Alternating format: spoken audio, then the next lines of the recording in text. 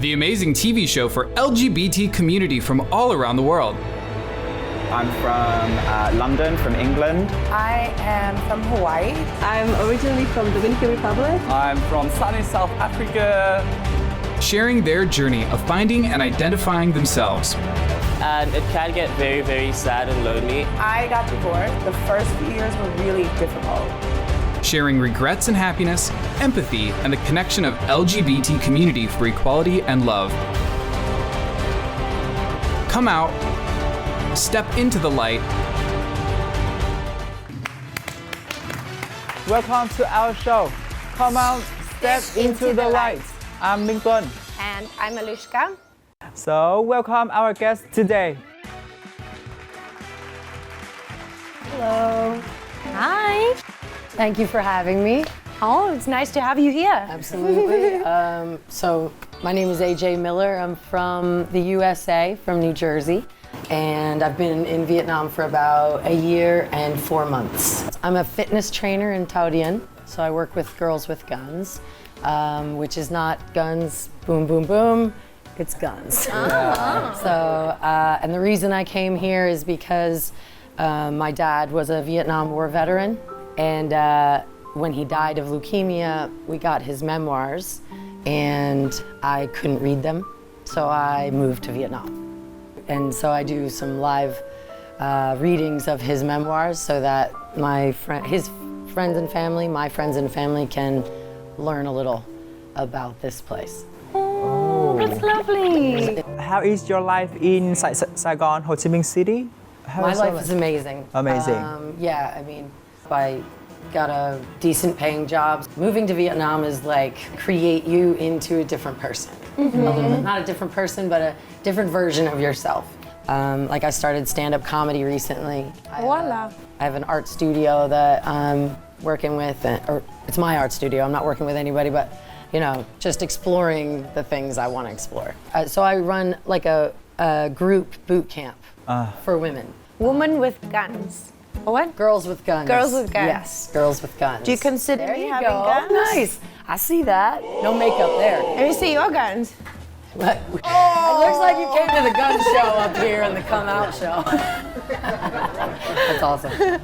Before you moved to Vietnam, you said it was a memoir that made you move here. Was it difficult to make the decision to move to Vietnam, or were you like, hell yes, let me move right now? It wasn't a hell yes either. I needed to leave the country. I had just spent 3 years taking care of my family through leukemia, my father's leukemia, and then he died. And then another year and a half, you know, so it was a total of 3 years of really just intensive, emotional, and I was drained and I was very depressed. So then when I got his memoirs, I already knew I wanted to leave the country, didn't know where I wanted to go. And I started reading about all these things that he had seen, he had done. It was just like, well, I've just learned a whole ton about Vietnam through my dad. And so literally when I landed on the plane, I still thought it was a war zone because that's all he could remember. And so my father had asked me, would you come back to Vietnam with me when I get better? Well, he didn't get better. So I came anyway. The second I landed, I went from being sad and depressed to, okay, this is amazing. I have no idea what this is. I came into Hanoi, and then I just started, you know, volunteer teaching, which did not work for me. I didn't enjoy that. Very busy. Oy. And be a happy teacher and be nice to all the students. Hey, please do your homework. I asked you many times to do this. Listen to the teacher. Please don't talk when the teacher is talking. It was far more simple. I don't really like kids that much. So I asked to teach older kids, and I was teaching toddlers, and I was like, I'm out. So I bought a motorcycle and I headed south. Can you tell us more about the way that you follow your dad's story in Vietnam? He was stationed in Pleiku. Pleiku. So I've been to Pleiku twice. I brought some of his ashes with me, and I meant to spread his ashes in Pleiku, but I wasn't ready to let go of his ashes. So I've also read his stories out loud online so that people can interact with. It's been amazing. When I was up north, I'm gonna try not to cry when I tell this story. I was at a coffee shop and I was wearing my father's dog tag, but I was in the north.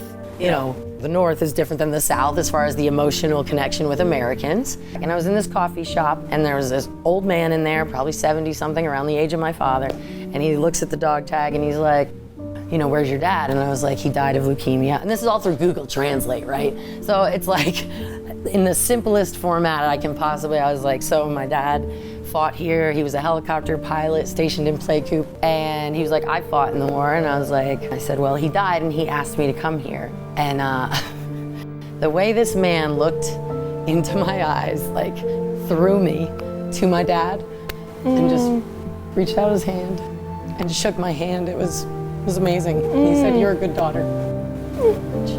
It's so nice to feel the emotion that comes through you, because it's really real. It's real. It's so real. And like it's strong, so strong. Very strong woman. I don't get it, but I don't question. It was a great decision. I love being here. I'm a fitness instructor, but fitness is like the gateway drug to healing, to wellness, to mental health and PTSD. So after the Hanoi trip, you came back down south, right? And how was your journey down south? Terrifying. I literally bought a piece of shit motorcycle for $150. The thing was falling apart and the brakes weren't working. I was very surprised I was alive at the end of the day. So yeah, I was scared, but it's not like you have a mantra of fear. You have a mantra of, I got this. So, get back to your childhood. Did you see yourself that different from the other girls? Did I see myself as different from the other girls? So my parents were very good at not being like male, female. It just wasn't a big conversation in my head. I mean, yeah, I was like, I'm on the girls' cross-country team, but I was slow. I just did things differently. I couldn't communicate well with young people. I was a little bit more about hanging out with adults or older people. I was the weird one in class, you know, the one last picked for the team. I was actually that kid. It's like, I just knew that a lot of shit was like the things that little kids say to each other. You know, like I have a gap between my teeth. And in America, you're supposed to get braces. Now, I did get braces, but up until that point, which didn't work, by the way. But like, you know, I got made fun of, you know, the gap between your teeth is so big, my mama could drive a pickup truck through there. I just knew it was okay. It was gonna be okay. So I never beat myself up for not being like everyone else. I mean, once in a while, I'd come home and be like, Mom, it's not fair. And my mom would always be like, honey, life ain't fair. Get used to it. You know, she's just like... Tough love, right? Yeah. I mean, my parents were very like, I mean, this is the world you live in. It's gonna be okay. Oh, and like, did you have like any love relationships when you were in school? I mean, I might have in 5th grade or 4th grade. I think I dated a guy named Steve Rake, you know, and Steve Rake. Steve Rake. I know, right? And it's so funny. I just met him again a couple of years ago, and I was like, didn't we like go out in 3rd grade? And I can't remember what it was. He was like, no, it was 5th grade, and I was like, what? That was, you know, one of those on the phone. Oh, I'm gonna go date somebody else now. I was like, okay, see you at school tomorrow, you know. But I never actually dated anybody till after high school. The summer after high school, Wow. I ran into a childhood friend. Her name was Alexis. So my first relationship was with a woman, really. She went to college at Rutgers, and I didn't go to school because I was working. I was a construction. I mean, it's so bad. It's so cliche. It's ridiculous. It's like, you know, I'd go work in the dirt all day, and she's like, she's beautiful, you know. And I really loved how she would rub my hair with her long nails. That's what I really loved. We're still friends. She's now married to a man, has a baby boy, young boy. And stuff. Okay. So you got your attraction, both men and Women. yeah. Yes. I'm both. what I call a people Men. person.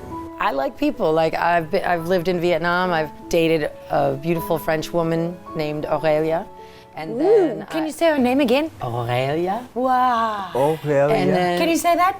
Aurelia. Aurelia. Aurelia. Yes. Ooh, I like that fun, name. Very pretty, and you know, she's a beautiful woman. And then before I came here, I dated my first woman since high school. So in between high school and 40 years old, I was only with men. And you know, and I was brought up in a very like, hey, what do you want to do with your life? That's on you. We're here to help. We're here to love. We're here to guide. But we're not, you know, my parents did nothing of boxing me into anything, which is probably why I have no money. But that's okay. You know what I mean? Like, I'm successful everywhere else. I just, thank you, Mom and Dad. Shout out to Mom and Dad. Good job. But it's mad when you don't have money. Right before my dad got sick, I was starting to get financially successful. I was running boot camps in Golden, Colorado, and right when I was about to go corporate, right when I was about to like start making the big bucks, I get the phone call from my brother. He's like, you know what's going on with Papa? And I'm like, no, what do you mean? He's got cancer, and they said like 7 months. And I was like, what? And I was like, well, I gotta come home. So I quit my job, drove across country with my 2 best friends in the car. We had a huge party when I got there. My dad plays bass. Whenever I come home, we would put the band together, and then we would go to the open mics and we would just jam. We would just like play a lot of music. I'm sure music is such a healing thing for the soul, right? Going back to the hookups. The hookups. Get me back to the hookups. Well, like, first. I mean, because, you know, some weird shit happened before it should have happened. So I'm not gonna lie. I really want people to know this. Like, you need to teach your daughters that older people are not in charge of you. My mom was a stripper. She was very good at being like, so darling, men are going to try to, and you have to decide if you want that to go down like that, because I'm not gonna be there to protect you. So I was very fortunate in that I was empowered very early. And then I think the first one I remember of a guy, like a normal, you know, high school, we're both teenagers kind of a thing. And I'm like, and this guy's like, so, you wanna make out? And I'm like, I started laughing. This other time, I'm in a Jeep and my friend's hooking up on the front porch or something, and he's like, so, you wanna make out? And like, he had been ignoring me all night, and I was like, are you fucking kidding me, dude? No, I don't wanna make out. Like, you have a strong personality, I can feel it about you, and your yes is your yes, and your no is your no. Hey, don't get me wrong though, I have also been weak. You're young, you're gonna be weak. You're gonna suck some dick you don't mean to suck sometimes. What you say is absolutely true. Like my mother said, ain't nobody gonna protect me better than me. So do you call yourself bisexual? No, I don't call myself, I call myself a people person. The straight world, the straight sexual mentality makes us believe we need to put a fucking label across our foreheads, say I'm gay. Then the next day I meet a man that I'm absolutely in, what, am I straight all of a sudden? Am I bi? No, I like who I like. Well, you know, my parents like really were good at not like putting these boxes around me, so I never felt the need to define it. So, have you ever been in love, like truly deeply in love? Why are these questions so hard? You would think they're like roll right off the tongue. The first, yes, I was. So in Texas, in my 20s. Texas. Oh, in Texas. Things get crazy in Texas. I actually fell in love with a very, very staunch, like beautiful human Christian.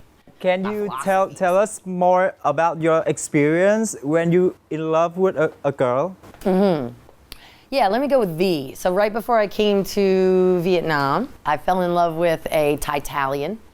Thai-Italian, what's that? That's half Thai, half Italian. Italian. Ah, Thai-Italian. Ooh. Oh yeah.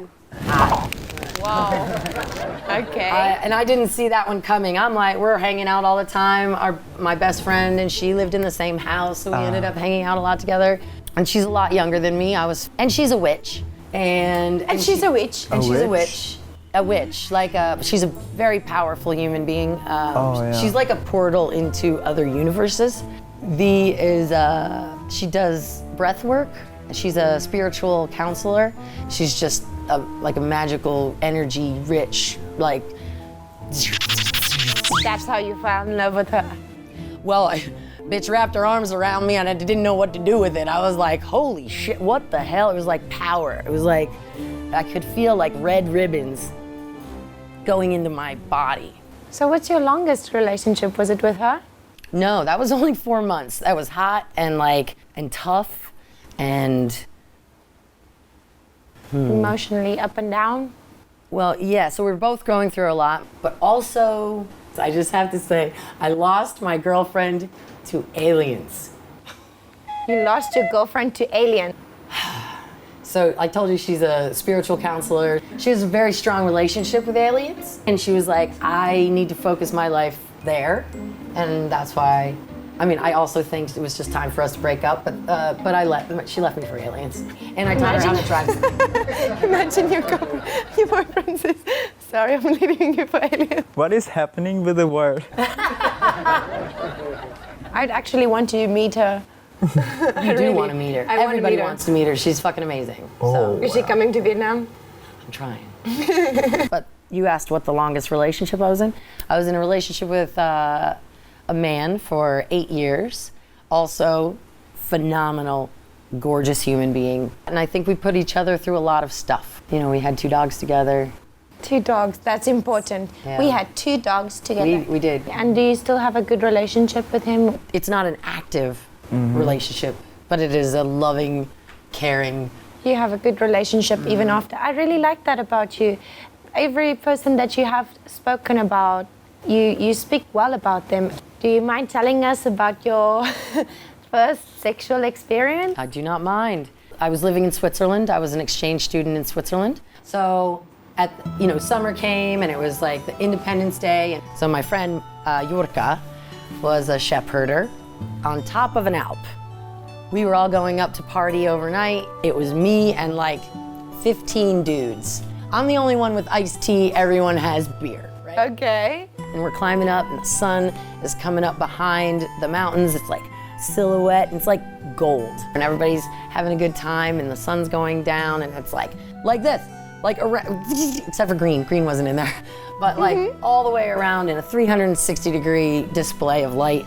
And that guy is there, my Rotary host So he's like an angel in the Alps. And I'm sitting right next to him and I'm like, why am I here with 15 dudes? This is a problem. And I'm a singer. So my other friends came out of the front of the kitchen. They're like, AJ, come inside, you gotta come in here and sing for us. So I go in and I sing Bobby McGee. Do you know that song? Oh, I love that song. Can you Please sing it? sing Bobby McGee. Do you mind if I have a sip of water here? I really love this song. And my voice is rough as hell right now. So, busted flat in Baton Rouge, waiting for a train with a feeling near as faded as my jeans. Freedom's just another word for nothing left to lose. And nothing, nothing, honey, if it ain't free, yeah. Feeling good was good enough for me. Good enough for me and my Bobby McGee. You want me to sing the whole thing or you want, okay. That is exactly how Janis Joplin sings it, and it's so amazing. Thank you very much, I appreciate it. And all of my friends were like, ah, and when I left, I was like, I'll be right back. So I go in to the main dining hall. So I walk in, I open the door, I walk through, and a blanket just drops down over my head, and I get packed by the side, I get dragged in. We didn't come out for 4 hours, and I think I lost my virginity about 5 times. So anyway, that was great. And then after the Alps, there was no continuous relationship? No, that was it. And I truly believe when you have an amazing first experience, sexual experience, it pushes your life up. So I feel like moving from that moment changes your sexual energy for the rest of your life. How about your first time? When I was 19 with my first love. And was it a good experience? No, because it was so new to me and I don't know what to do. Right. Yeah. So, and it was like Scary? Not scary, quite interesting, but I don't know what to do and where You know to what, touch. the first time you Also- play, yeah, exactly. Yeah. First time you're like, oh my God, what is this? What is that? A little bouncy, you know, it's like, and then sometimes it like hits you funnily in the face, you know? Like, what does it taste like? I don't know. Depends on his diet. I heard if you eat pineapple, it tastes nice. It's true. Did you have to come out with your family? I don't even know what that means.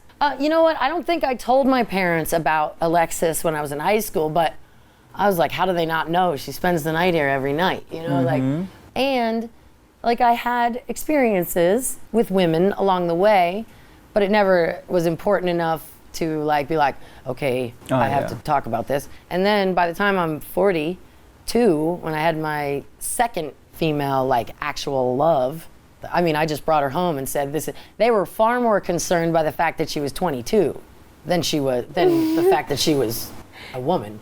So no experience of coming out, right? No. If it's important to you, then you should come out for sure. Don't stay in the closet. So anyway, let's talk about your career in Vietnam. Like you said that you were doing healing work. Fitness/healing work. Yes, that is exactly true. Right? Thank you. How long do you think it's gonna be in Vietnam? It's a good question. My mom asked me this question quite a bit. I have this feeling of 3 years, but if at 3 years I'm not really moving forward and becoming financially viable, then I'll take a look. I think 3 years is a good time. It's a good time to see if you're growing somewhere. And I am a strong believer that we need to adjust and change all the time to find our happiness. We cannot stay somewhere for a too long time. Anything else within the 3 years in Vietnam? So I'm making t-shirts, things that... So I came up with a term called Vietnamese. There's a lot of different ways you can take the term. So Vietnamese is supposed to be humorous and loving, but also acknowledging of the cultural differences. And then it's also a PTSD awareness thing for the American war veterans in the US from going to war here. I think that's amazing that you're doing that. Do you have any message that you want to share to the LGBT community? Do what you need to do. If you feel like you need a label because that helps you become stronger, then do that. If you have to stay hidden in it for a while so that you can figure out your own self, stay hidden in it. Look for opportunities to express yourself and forgive the people who can't understand you. That's important, hey? Really, your parents love you, and the reason that some parents maybe, how dare you be gay? It's about them, it's not about you. And they love you. And no one ever taught them about this stuff. It's hard to break through those barriers. So you gotta be forgiving and soft. Okay, so it's time to Wrap it up. Now, give you a gift. Oh, wow, I get a gift? Yes. So there's a gift over here for you. Why, thank you. It's a pleasure. This has been amazing. This is really cool, what you're doing. And I really appreciate having the opportunity to talk about this stuff. So, I mean, and I could talk about this shit forever. So, thank you for the opportunity. I appreciate it. Thank you too. It was nice to meet you. Yep. Thanks for coming and share your story and inspire other people. Thank you. Hopefully. Okay, so check out our show on YouTube channel MCVMedia and come out LGBT Vietnam every Saturday, 8 a.m. Don't forget to like and subscribe our YouTube channels for more awesome videos. Now, goodbye and see you then.